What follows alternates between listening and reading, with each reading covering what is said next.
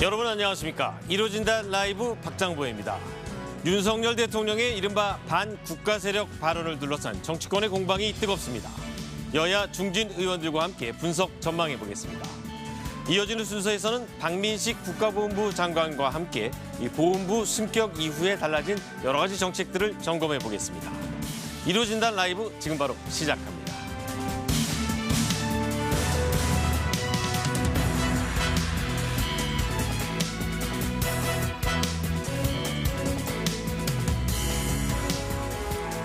네, 오늘 함께 하실 분들 소개합니다. 먼저 이상민 더불어민주당 의원 나오셨습니다. 네, 안녕하세요. 네, 하태경 국민의힘 의원 나오셨습니다. 예, 안녕하세요.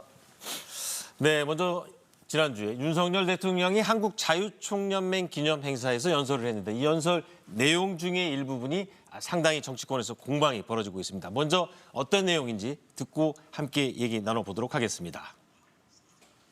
왜곡된 역사의식, 무책임한 국가관을 가진 반국가 세력들은 핵 무장을 고도화하는 북한 공산 집단에 대하여 유엔 안보리 제재를 풀어달라고 읍소하고 유엔사를 해체하는 종전선언을 노래 부르고 다녔습니다. 네, 이상민 의원님. 네, 이 대통령의 발언 어떻게 들으셨습니까? 좀 어이가 없어요. 그 반국가 세력하면 굉장히 무시무시하게 들립니다. 그 국가보안법이나 또는 어쨌든 대한민국에 대해서 그냥 극도로 반하는 해로운 존재들이라는 거 아니겠어요? 네, 네. 그러면 이건 옛날 그 유신 시대로 말하면 척결해야 될 세력들인데 대통령이 저렇게 그 어쩌면 반대파, 어쩌면 더불어민주당, 하여튼 이런 그 정치 세력들에 대해서 반국가 세력으로 그냥 낙인 찍고 뭐 거의 뭐 척결해야 될 대상으로 한 거잖아요. 네, 네. 뭐 대통령실에서는 뭐 특정 정파나 특정 정권을 지난 정부를 한 거 아니다라고 하지만 그건 좀 구차스러운 얘기고 누가 봐도 뻔히 뭐 문재인 정부나 민주당을 겨냥해서 한 얘기인 건 다 알겠는데 네, 네. 그 너무 좀 터무니없고 좀 어처구니가 없고 그리고 대통령으로서는 차마 그런 말씀을 해서는 안 되는데 네.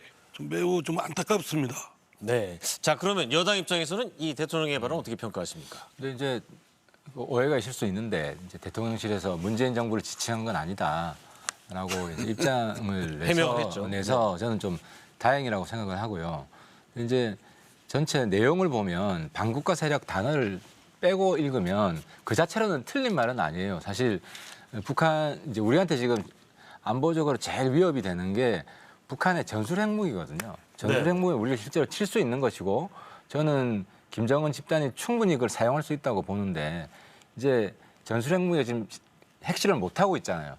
그 가장 큰 이유가 이제 자금 부족이에요. 뭐 엄청 천문학적 자금이 들어가는데 네. 근데 이제 계속 유엔 제재 해제해 주라 이런 이야기는 북한의 자금을 들어갈 수 있게 해주는 발언이기 때문에 사실 대한민국은 굉장히 위험하게 하는 이야기는 맞거든요. 근데 하지만 이제 내용은 틀리지 않았다는 틀리지 거죠. 않았는데. 근데 이제 그 반국가 세력이 누구냐? 저 사실 걱정을 좀 했어요. 그래서 확인을 했어요. 이게 지난 정부 이야기하는 건 좀 지나친 거 아니냐. 그래서 바로 문재인 정부 이야기하는 건 아니고. 그러면 뭐 국민의힘을 상대로 한 건 아닐까? 아니 근데 이제 뭐라 그러더나 저는 어떻게 보면은 대통령 발언 엄밀해야 되는 건 맞아요. 그래서 저는 약간 실수다라고 생각을 하고 말실수가 네, 많이 네. 줄었는데 근데 이제 그 어쨌든 대통령실에서 아니라고 하니까 그 선의를 믿어주는 게 저는 옳다고. 아니 그리고 그 말씀 중에도 네. 유엔사를 해체하자는 종전선언을 노래 부르고 다녔다. 저도 종전선언 해야 된다는 입장입니다. 지금도. 그러는데 종전선언을 꼭 표현을 노래 부른다고 그렇게 좀 듣기 싫은 소리를 골라서 말씀을 하실 이유는 또 뭐고 그 앞에 종전선언 했다고 해서 유엔사를 해체하는 건 아니다. 그대로 그건 유지된다라고 수차에 걸쳐서 이제 문재인 대통령이나 정부에서는 밝혔거든요. 네. 그러니까 유엔사는 그대로 존속하는 건데 그거와 종전선언을 결부해서 유엔사 해체를 목적으로 하는 뭐 종전선언을 하는 것처럼 그렇게 하는 것 또한 그건 오도된 거죠. 잘못 아니 말씀하신. 그러니까 그거는 이제 이상민 의원님 말씀이 맞는데 이제 차이점은 유엔사 해체를 주장하는 세력들의 그런 환경을 더 조성하는 거죠. 예를 들어 종전선언이 채택이 되면 미국 내에서 그러니까 비핵화가 되지 않은 상황에서 종전선언이 채택되면 잘 모르잖아요. 미국 정치권에서도 이러면 유엔사가 있을 필요 있냐. 네. 휴전협정 관리 때문에 있는 건데. 지금 그래서 논의의 핵심은 이제 유엔사나 종전선언 그거보다는 대통령이 이 발언 내용과 관련한 저는 빨리 불 파장인데. 끈 거는 잘했다. 네. 불국인 물 얻어 터져가지고 갑자기 정신도 없는 사이에 의원님, 근데- 사실은 당신 때린 게 아니야 이러면 끝나는 거야. 아 근데 민주당도 반성할 점은 아니, 있어요. 얻어터진 것만은 아니에요. 왜냐하면 이 종전선언, 특히 문재인 대통령이 전 대통령이 임기 말에 상당히 추진했던 정책이기 때문에 이거를 직접적으로 비판하니까 윤영찬이라고 이 대통령 문재인 전 정부 시절에 청와대에 있었고 지금 국회의원 하고 있는 윤영찬 의원이 윤석열 대통령을 향해서 사실상 쿠데타로 집권했다라는 말을 했는데 이 반응에 대해서는 어떻게 생각하세요? 아니, 그래서 저도 그 뉴스 되게 재밌게 봤는데 이제 쿠데타라는 내용이 뭐냐 보니까 그 이제 윤석열 총장이 이제 문재인 정부한테 항명했다. 고분고분하지 않았다. 그렇지, 이거를 이제 항명했고 쿠데타로 표현한 거죠. 그래서 사실상 내용상 그 과정에서 윤석열 인기가 올라가지고 대통령이 됐다. 뭐 이런 거잖아요. 근데 추미애 그 전 장관 발언하는 거 보니까 문재인 대통령이 윤석열 총장을 유임시키고 추미애를 자르려고 했다. 그러니까 그러니까요. 윤을 자르려고 한 게 아니라 이 진술을 또 추미애 전 장관 본인이 했어요. 그러니까 이제 유영찬 쿠데타 발언을 뒤집은 거죠. 그래서 민주당 내에서 오히려 지금 윤석열 총장, 그러니까 문재인 대통령과 윤 총장의 관계가 어떠냐. 근데 어쨌든 문 대통령은 윤 총장을 계속 그때 징계 막 해서 자르려고 그랬잖아요. 추미애 장관이. 네. 그걸 문 대통령은 못마땅하게 생각했다는 게 추미애 장관 입에서 나온 거죠. 그래서 이제야 진실이 드러나는구나. 네, 그러니까 이게 저- 추미애 장관이 또 갑자기 또 등장했거든요. 그 문재인 대통령은 당시 그 이후에 윤석열 대통령 그러니까 그 당시 검찰총장에 대해서 어떻게 생각하냐는 기자의 질문에 대해서 문재인 정부의 검찰총장이다라고 이렇게 했거든요. 뭐 그런 인식하에 뭐 달리 이렇게 윤석열 대통령을 뭐 피딱하게 생각했다든가 그런 건 없고 제가 생각하기에는 대통령의 반국가 세력 그 발언이나 우리 당의 이제 윤영찬 의원의 쿠데타 운운이나 같은 수준의 말씀들이다. 그런 네. 말들은 좀 가능하면 지양했으면 좋겠어요. 네, 사실 쿠데타라는 거는 윤영찬 의원 제가 프로필을 보니까 진짜 쿠데타, 12.12 군사 반란을 통해서 정권을 찬탈한 전두환 정권 시절에 대학 생활을 했더라고요. 그러면 정말 이 쿠데타가 뭔지 몸으로 체감했을 사람인데 그 대통령 선거를 통해서 당선된 이 윤석열 대통령을 향해서 사실상 쿠데타로 집권했다는 말을 했다는 것 자체도 상당히 이 의원님 말씀대로 좀 문제가 있다고 생각합니다. 자, 그러면 이 정치권의 공방 이쯤에서 하고 다음에 이제 우리가 다룰 주제는 윤석열 정부 들어서 첫 번째 개각이 있었습니다. 그 먼저 이 여당 입장에서 이번 개각 어떻게 평가하세요? 이번에는 이제 장관급은 두 분이고 이제 차관급이 많죠. 그리고 대통령 비서실에 있던 이제 비서관들이 차관으로 많이 왔고 역대 정부가 다 하던 거예요. 왜냐하면 그 어쨌든 새로운 정부가 출범했을 때 대통령과 마음이 잘 맞고 국정 철학을 공유하고 있는 사람들이 이제 정부 요소에 포진을 해야 되고 그래서 첫 해에서는 이제 비서관을 한 분들이 그다음 이제 쭉 차관으로 많이 내려오거든요. 그래서 아주 특별하고 새로운 건 없다 하는 것이고 근데 지금 이제 장관된 분 중에 이제 통일부 장관이 뭐 너무 강성 아니냐 네, 뭐 이렇게 이제 문제를 삼는 부분이 있는데 지금 저는 시기가 이제 권영세 장관 예를 들어보면 뭐 이제 같은 당 선배로서 좀 죄송하긴 한데 아무 한 일 없이 그냥 나오셨잖아요. 통일부 장관으로서 통일부 일 장관. 없다. 네. 그러니까 이제 남북 관계가 시기별 특징이 있어요. 지금 네, 약간 대치 국면입니다. 대치 국면에서는 대화를 아무리 하려고 시도해도 안 됩니다. 이럴 때는 우리가 이제 북한의 여러 가지 문제점들이나 이런 걸 국제사회에 알리고 이제 그런 우리의 도덕적 그리고 이제 체제적 정당성 이런 걸 알리는 이런 그런 시기도 필요하거든요. 그래서 네, 알겠습니다. 오히려 저는 강한 통일부 장관이 할 일이 더 많을 것이다. 유화적인 통일부 장관보다 이인영 장관도요. 굉장히 그 북한의 유화적인 장관인데 한 일 아무것도 없어요. 네. 아니, 남북 관계 변화에 따라서 이제 통일부 장관 역할이 달라진다는 지금 얘기예요. 김용호 장관, 통일부 장관 내정자, 예정자. 뭐 강경론자라서 반대하는 게 아니라 통일부 장관의 적임자가 아니기 때문에 반대하는 겁니다. 왜 그렇습니까? 뭐냐면 아니 그러니까 통일부의 역할은 남북 관계를 어떻게든지 한반도 평화 또 공존 번영을 위해서 남북 관계를 개선하는 데 노력하는 데 집중해야 될 부처입니다. 만약 국방부 장관이라든가 다른 부처의 장관이라면 뭐 다소 강경해도 뭐 그런가 보다 하겠는데 네. 통일부 장관의 그런 그러니까 북한 정권을 타도한다든가 또는 자체 핵무장론자를 그 자리에 앉히면 그 시그널은 그 주는 메시지는 뭐겠습니까?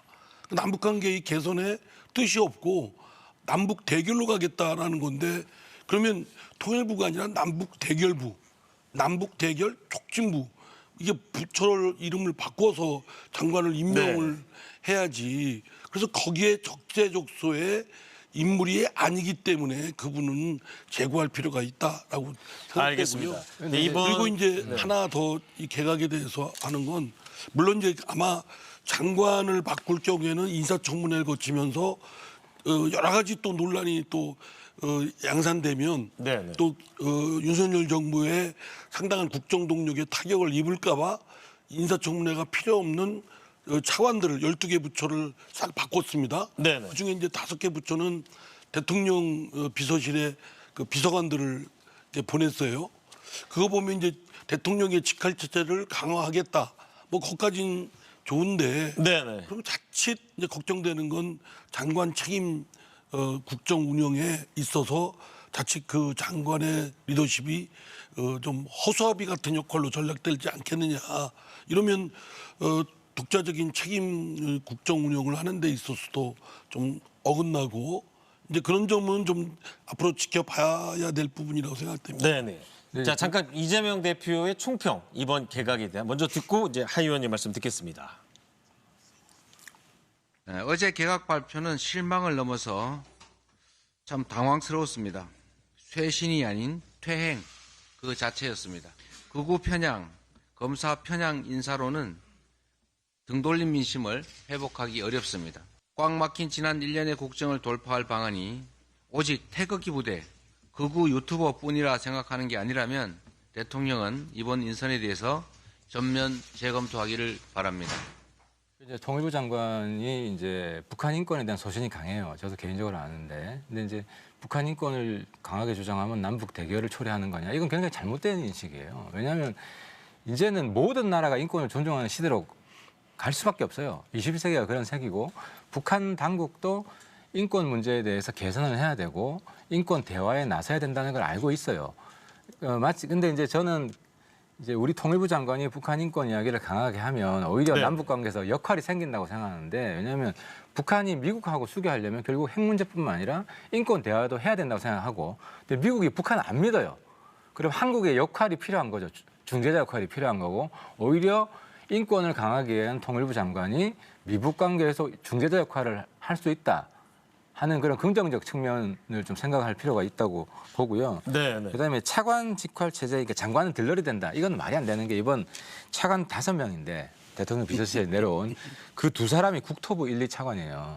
국토부 장관이 원희룡이잖아요. 원희룡 장관이 들러리 설 사람도 아니고 네. 나머지도 1년간 지금 장관 한 분들이에요. 해수부, 과기부 다. 그래서 그 1년이면은 그 부처 뭔 일 하는지 다 파악하고 장악하고 남을 시간이고 그래서 네, 이제 알겠습니다. 이걸 너무 계속 부정적으로 그냥 일 잘하고 일 못했을 때 비판한 게 낫지 특히 네, 그 네. 장미란 뭐 체육 선수 했다고 뭘 그 나라 일을 아느냐 지금 민주당 지지자들이 엄청 욕을 하고 있는데 문재인 정부 때도 최윤희 선수, 수영 선수가 차관된 적이 있거든요. 그래서 일단은 박수 쳐주고 환영해주고 네네, 일을 알겠습니다. 잘못할 때 비판하는 것이 맞다. 네. 근데 그리고 이제 다른 거 다 박수 칠 테니까 그 김영우 통일부 장관 내정자는 좀 바꾸는 게 좋겠습니다.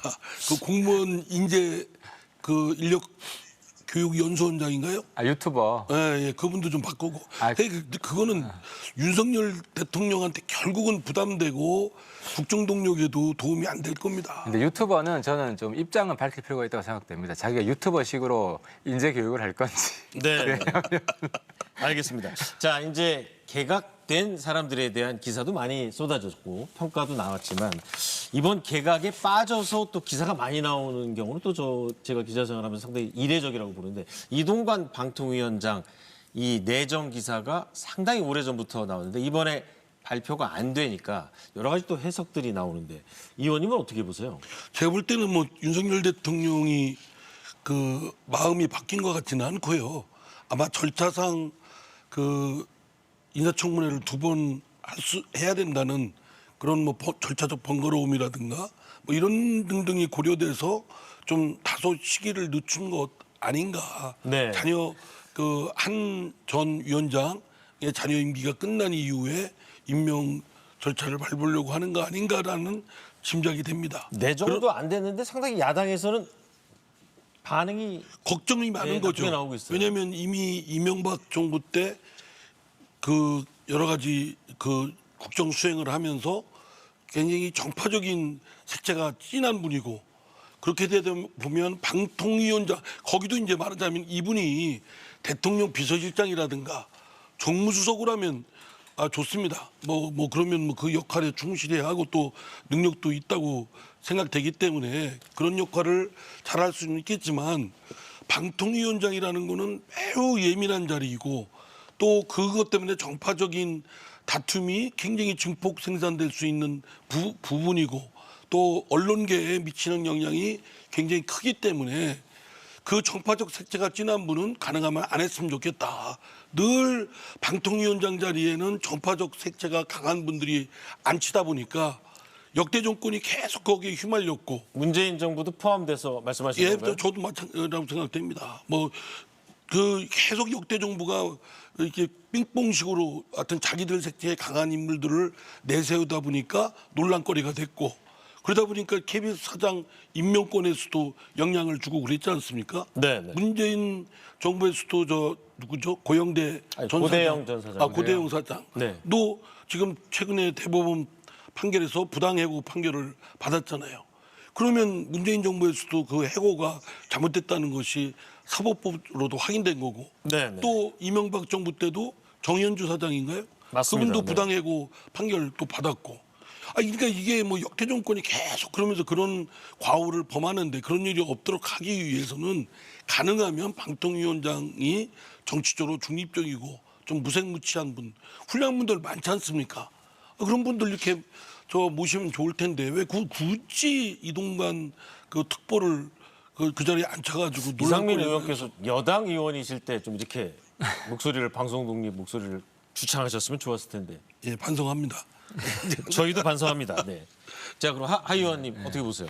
그러니까 이제 이동관 논란이 상당히 많이 되고 있는 논란은 인사긴 많죠. 한데요. 근데 네. 엑기스는 별로 없는 것 같아요. 예를 들어서 지금 그 MB 정부 때 그 KBS가 국정원이 KBS에 개입해서 뭐 인사 개편, 조직 개편 네, 뭐 그런 기사가 그 있었죠. 배후에 있다 네. 이동관이. 근데 당시 이 사건은 수사를 다 했어요. 수사를 다 했고 이동관은 수사 대상이 아니었어요. 그 수사를 한 거는 문재인 정부 때 다 했어요. 적폐청산 한다고 하면서. 그리고 이제 또 하나가 이제 학폭 문제. 학폭 문제는 예민하기 때문에 사실 이번에 이제 시간을 좀 더 버는 거는 학폭 문제에 대한 좀 신중함도 있는 것 같긴 해요. 당사자가 상당히 적극적으로 해명을 하고 해명하고 있긴 있고 좀 했습니다. 네. 피해자도 별 문제 아니다라고 하고 있잖아요. 하지만은 또 뭔가 나오면 이제 좀 이게 이제 큰 그 이제 인화성이 큰 이슈이기 때문에 그럼에도 불구하고 지금까지는 이동관 수석이 사실상 내정된 건 변함이 없는 것 같습니다. 네. 자, 1차 개각이 끝나자마자 2차 개각 얘기도 나오고 있습니다. 왜 그러냐면은 이제 총선 앞두고 가을에 그 지금 현재 내각에 포진돼 있는 정치인 장관들 추경호 경제부총리, 아까 말씀하신 원희룡 장관, 그리고 또 이영 장관도 있죠. 중소기업 벤처부 장관. 그다음에 또 청와대 또 이제 김은혜 홍보수석이라든지 출마 예정자들이 줄줄이 있기 때문에 2차 개각 얘기도 나오는데 이 정치인 장관들 언제쯤 내각에서 당으로 복귀할 것 같아요? 그 이제 사람 따라 좀 다른 것 같은데요. 예를 들어 어제 보니까 이제 무역 흑자로 다시 돌아섰더라고요. 이제 경제가 좋아진다는 거고 추경호 장관이 이 위기 관리를 꽤 잘했습니다. 지난번에 이제 강원도 그 네고랜드 그 사태가 있었을 때도 한 하루 만에 네, 금융 경제를 막았죠. 몇 천억 지금 돈을 풀어가지고 막았고 위기를 막았고 최근에 또 일본하고 통화 수합도 100억 불 다시 재개했고 그래서 그 우리나라 경제 위기가 크게 이제 외환 위기 그리고 이제 무역 적자에서 시작되는데 이 불은 이제 다 껐다고 보고요. 그럼에도 불구하고 저는 계속했으면 좋겠어요. 그냥 정부 일을 주장관은 네, 당으로 안 들어왔으면 좋겠다. 왜냐면 잘하시잖아요. 그래서 네, 이제 뭐 네. 총리도 하시고 그랬으면 좋겠고 아니 그러니까 그리고 네. 저도 국정을 운영하는데 장관직을 수행한다고 했을 때는 저 윤석열 정부 출범할 때 그 장관이 됐으면 최소한 2년, 3년은 할 각오를 하고 해야지 도중에 한 1년 하고 뭐 그만두고 총선 나갈 준비한다. 좀 너무 그러면 안 된다고 생각을 해요. 네. 과거다. 그리고 네. 국회의원보다 장관하는 게 훨씬 낫죠. 그리고 그렇습니까? 이제 아니 안 해봐서 잘 모르겠는데 그 다음에 그 장관을 새로 뽑는 게 부담이 굉장히 큽니다. 왜냐하면 이제는 청문회가 거의 지옥문 관문이어가지고 한번 네, 통과하는 것도 맞습니다. 쉽지 네. 않고 고사하는 분들이 굉장히 많다고 통과하더라도 그래요. 그 과정에서 이제 여론 심판 받아서 막 가정이 풍비박산 나고 다시 수사되고 이런 경우도 종종 있잖아요. 그래서 장관을 교체하는 게 굉장히 어렵습니다. 그래서 네. 가급적 장관 교체 비율은 크지 않을 것이다. 근데 이제 원희룡 장관은 아마 돌아올 가능성이 저는 많다고 보고요. 자, 그럼 여기서 가장 어떻게 보면은 이제 관심사가 집중되는 장관 중에 한 명인데 한동훈 법무장관의 이번에 총선 출마 가능성. 우리 오선 의원인 이 정치 관록을 가지신 분인데 어떻게 보세요? 하나의 큰 변수가 될 수 있을까요? 안 될 거라고 생각합니다. 아, 왜 그렇습니까? 아니 뭐 그 이제 법무장관일 때야 여론의 이런 조명을 많이 좀 받고 특히 야당 민주당 의원들하고 트러블이 있으니까 대립점이 딱 서지만 총선 출마하면 여러 명 중에 후보 중에 한 명이거든요. 네. 그러니까 뭐 그렇게 뭐 다소 좀 여론에 이렇게 부각은 받을지언정 법무장관일 때처럼 그렇게 집중되지는 않을 것이다. 네. 라고 그러니까 생각되고 네. 뭐 후보의 한 사람에 불과한 거죠. 그러니까 그리고 그러다 보면 뭐 n분의 1에 속하게 되기 때문에 그게 미치는 영향은 미미하다고 저는 네. 생각합니다. 그러니까 검사 한동훈, 법무장관 한동훈과 정치인 한동훈은 전혀 다를 것이다. 무게가. 법무장관으로서 별 지금 그렇게 성과가 아직 없잖아요. 1년밖에 안 됐으니까. 네. 또 해야 될 게 법무장관이 많습니다. 예컨대 뭐 경제 관련 제도들을 좀 더 선진화해서 기업들이 기업 활동하는데 도움이 되게 한다든가 특히 디지털 기술 문명에 맞는 여러 가지 과거의 규제들을 혁파해야 되는 법무장관이 그런 것도 해야 되고요. 법적으로 이민청, 뒷받침해야 된다는 거죠. 예, 네. 이민제도 같은 거라든가 뭐 해야 될 일이 산적해 있습니다. 알겠습니다. 그러니까 제가 좀 그 이 정치권의 선배로서 좀 권하면 장관을 계속 수행해서 국익에 도움되도록 하는 게 낫지. 네. 뭐 이렇게 출마에 자꾸 이렇게 기웃거리면 그 본인이 값이 떨어져요. 기웃거린다기보다는 이제 여론조사에서 계속 위에 올라가니까 이제 기사는 많이 나오고 있습니다. 자, 별로 그러면 총선 여당 출마에 하라는 얘기는 별로 없는 것 같은데. 여당 입장에서 이 당 내에서 보는 없지는 않습니다. 이제 어떻습니까? 우리 당 일각에서는 네. 이제 우리 총선 지금 여론이 높지 않아서 좀 새로운 인물들 많이 영입해야 된다 해서 그 한 명으로 이제 한동훈 장관 이름이 나오긴 하는데 또 다른 그 쪽에서는 한 장관 사실 정치하고 행정이 많이 다르거든요. 행정은 주로 정책 연구도 많이 하고 근데 정치는 사람들을 많이 만나야 되거든요. 그래서 네. 한동훈 장관은 이제 제가 볼 때도 정치보다는 행정에 더 적임자고 그래서 정부 부처에서 윤석열 대통령을 좀 모시는데 도와서 정부를 운영하는데 더 힘을 쏟는 게 바람직하지 않느냐. 오히려 한 장관의 역량이 정치권으로 들어오면 좀 퇴색하지 않겠느냐. 뭐 이런 생각입니다.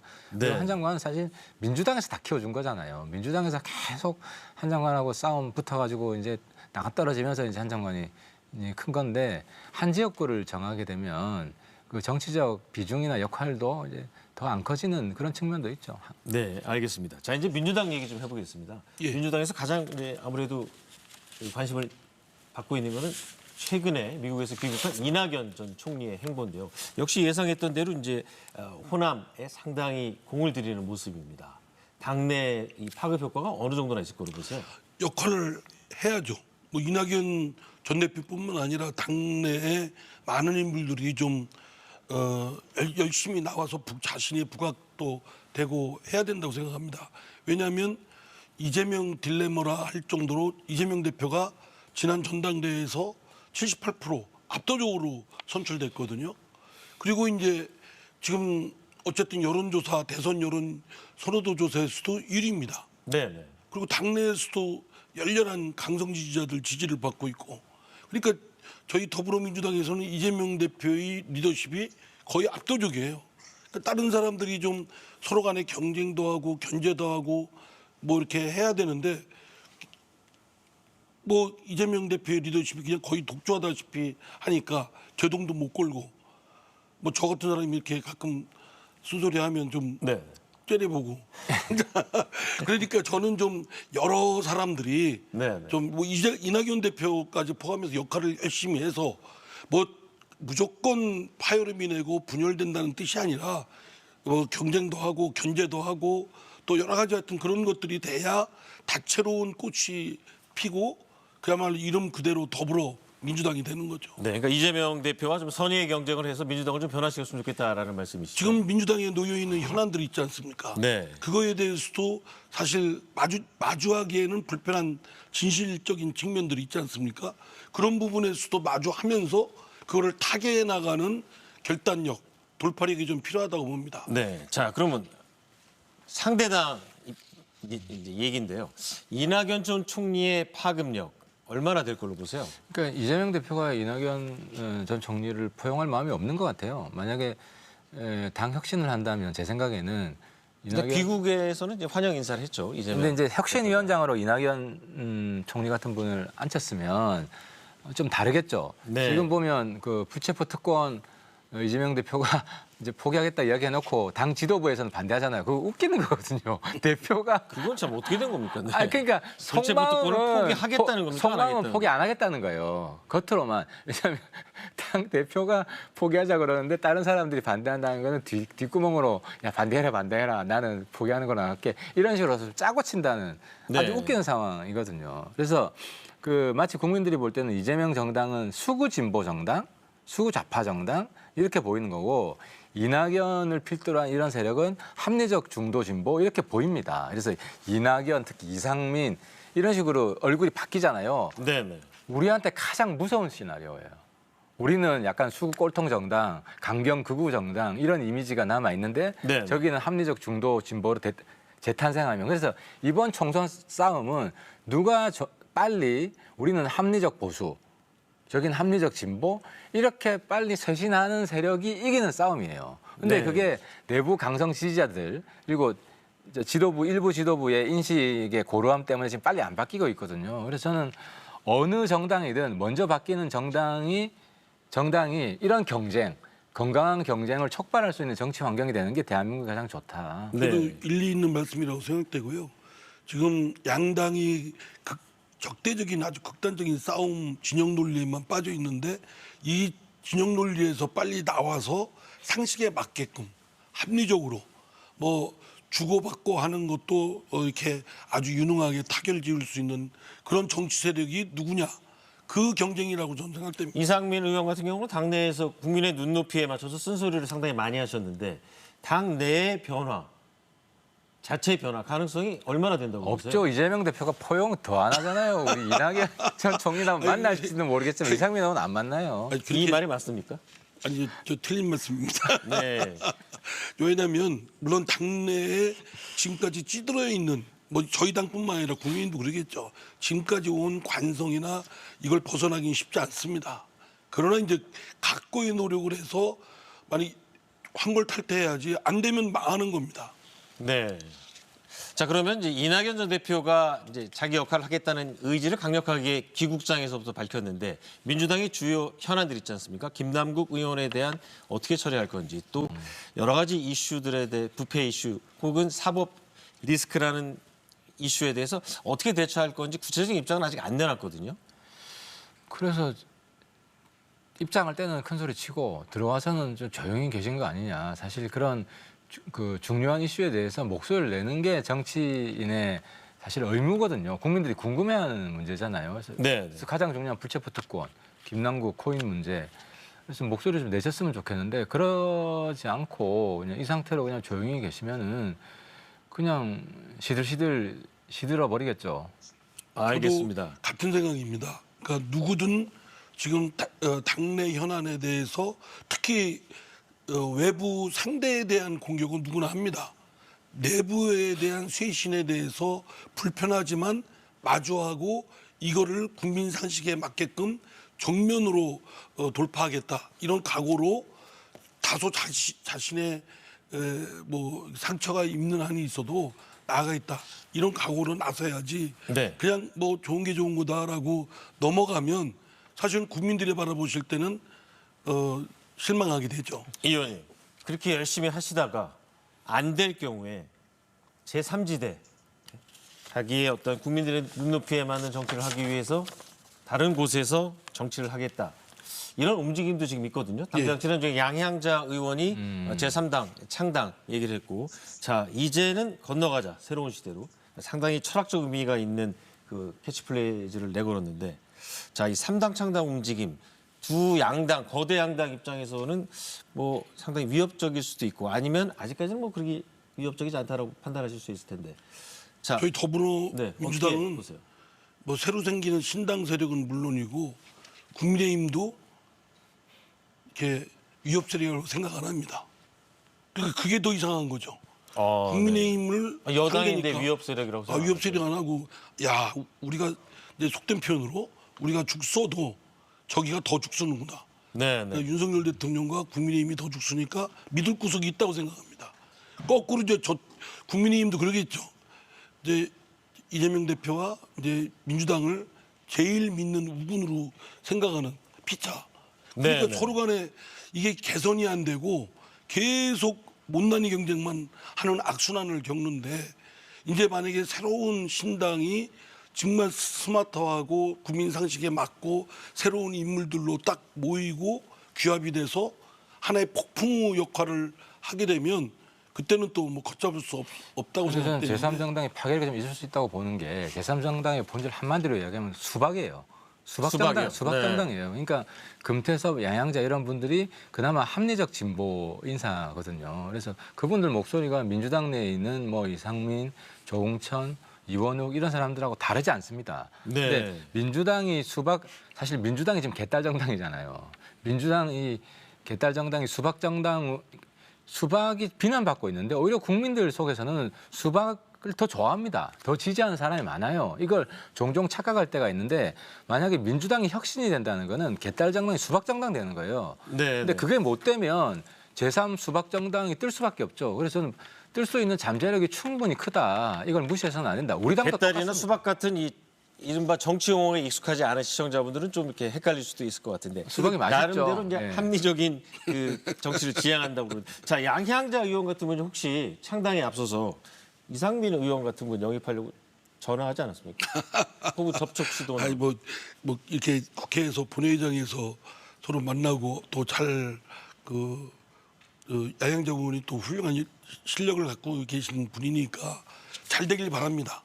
또 주위에 이번에 창당 준비위원회를 했는데 나중에 보도를 통해서 네. 보니까 여러 경제계에서도 또 아주 경륜 있는 분들을 모시고 이렇게 잘 많은 분들이 이제 혼자 가지고는 정치 세력이라는 게 좀 약하죠. 네. 좀 힘에 부대끼니까 좋은 분들이 많이 규합이 돼서 하나의 태풍의 눈이 되었으면 좋겠습니다. 그래야 더불어민주당과 국민의힘이 조금 긴장을 할 수 있는 그 모티브 역할을 할 수 있지 네, 않을까. 인물이 중요한데 제 생각으로는 양씨, 금씨로는 좀 힘들고요.